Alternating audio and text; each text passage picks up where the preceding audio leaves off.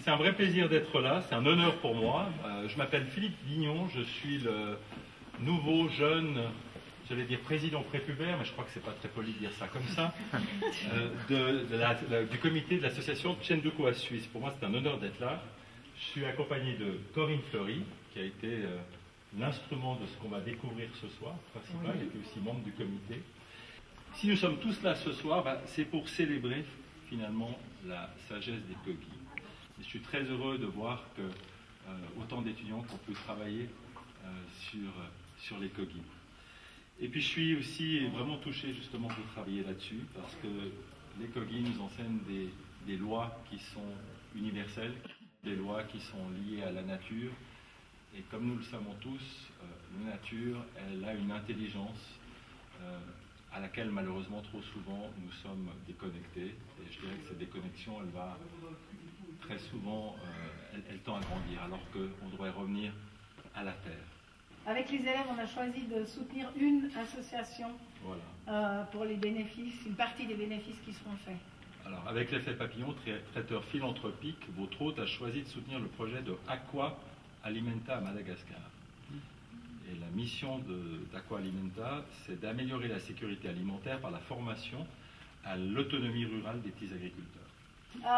On va commencer avec deux petits reportages que mes élèves ont réalisés, qui concernent deux des incidences de la venue des Kogi dans l'école. Entonces, eso no es que me haga más grande, sino que me hace más humilde. À plusieurs reprises, Rentil Cruz avait accompagné les Kogi lors de leur visite en Suisse. Avec 3 autorités spirituelles Kogi, il a notamment été accueilli au collège et école de commerce André Chavannes en octobre 2004 pour aller à la rencontre de plus de 200 élèves. Il est l'homme qui a joué un rôle de pont entre le peuple des Kogi et le monde moderne. Ils sont mobilisés pour solliciter les ambassades suisses et colombiennes, ainsi que l'ONU afin d'attirer leur attention sur la disparition de Rentil Cruz. Malgré la taille de l'école, ça a contribué à ce qu'il y ait un sentiment d'appartenance. Voilà, c'est ça le bon mot, je pense. Et je pense qu'on a parlé de la taille de l'école tout à l'heure, et c'est vraiment difficile. Et je pense que grâce à ça, il a réussi quand même à ce qu'on ait ce sentiment d'appartenance malgré 2000 élèves, malgré 250 personnes qui travaillent. Donc pour ça, merci beaucoup.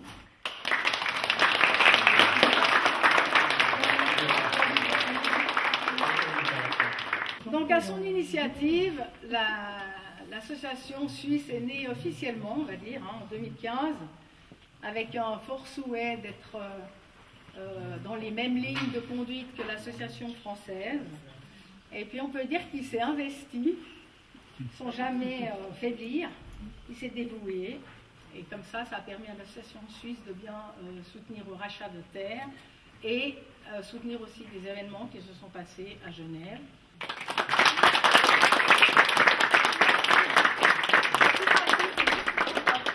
Donc nous allons vous parler des objectifs de développement durable, ou bien ODD, qui ont été établis par les Nations Unies en 2015. Nous allons vous présenter les 17 objectifs. Ils étaient créés pour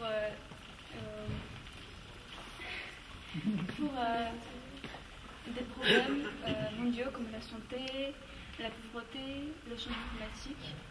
Il propose l'accès à la santé pour tous les âges, qui va fournir à toutes les personnes dans la société. Par exemple, ils incluent la mise en place de fondations médicales dans les zones agricoles, où l'accès aux soins est souvent limité. Donc, l'objectif est de protéger les personnes et aussi notre planète. Comment? Par exemple, aider les pays à mieux se préparer aux catastrophes naturelles ou des impacts du climat. On encourage les supermarchés à réduire les emballages qui ne sont pas efficaces et à recycler davantage. La cafétéria de l'école utilise des produits locaux. Par exemple, nous avons comme fournisseur la GRTA, qui est l'un des fournisseurs de l'école. il fournit par exemple du lait et différents aliments. Et deux, nous avons la consommation responsable. D'après les informations, l'école ne gaspille pas beaucoup de nourriture, à part les légumes. Des légumes qui ne sont pas mangés par les élèves partent dans une société qui transforme ces aliments en biogaz. Et une des choses que nous avait demandé le gouverneur, donc qui est la plus haute instance politique, il avait dit « je voudrais parler à des jeunes ». Parce qu'il estimait que si vous, les jeunes, ne pouviez pas prendre le relais de leurs propres paroles, alors il y avait quelque chose qui allait se perdre dans leurs paroles. Et donc je vous félicite vraiment et je vous remercie vraiment beaucoup du fond du cœur pour nous, je crois pour nous tous ici, de ce travail que vous faites parce que c'est formidable, c'est très touchant, on peut les applaudir. Bravo du fond du cœur d'être membre du comité d'association de Suisse aussi efficace et de communiquer aussi plus loin, de faire partager ces belles valeurs. Et Aline aussi, qui a fait un magnifique travail, et vous aussi les élèves, vraiment chapeau, bravo du fond du cœur.